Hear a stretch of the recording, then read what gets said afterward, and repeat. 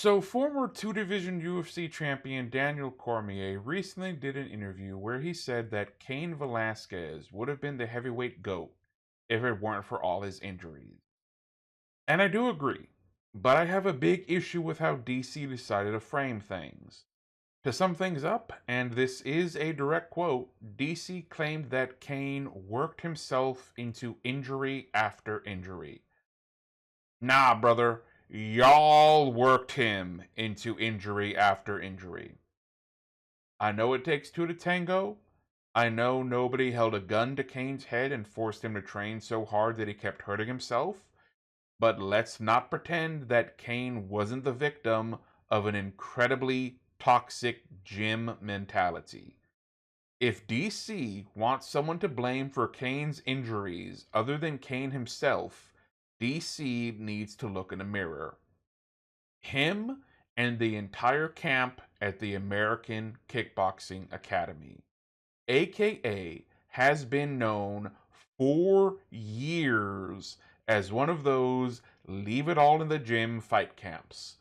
It's an open secret that everyone at AKA goes ridiculously hard when training and sparring.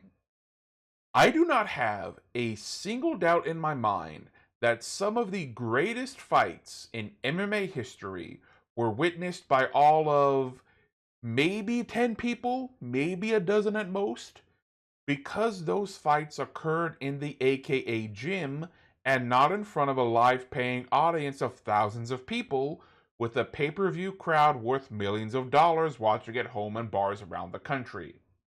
This is what happens when you have that mentality of leave it all in the gym, to push yourself so ridiculously hard during training that by the time you get to the cage, you've already fought what feels like hundreds of times.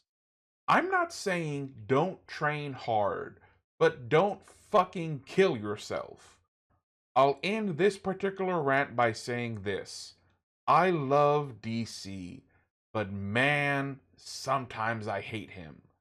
I hate how there are several notable examples of him trying to frame controversial events in a way that casts all blame off of himself. And I think this is another example of that.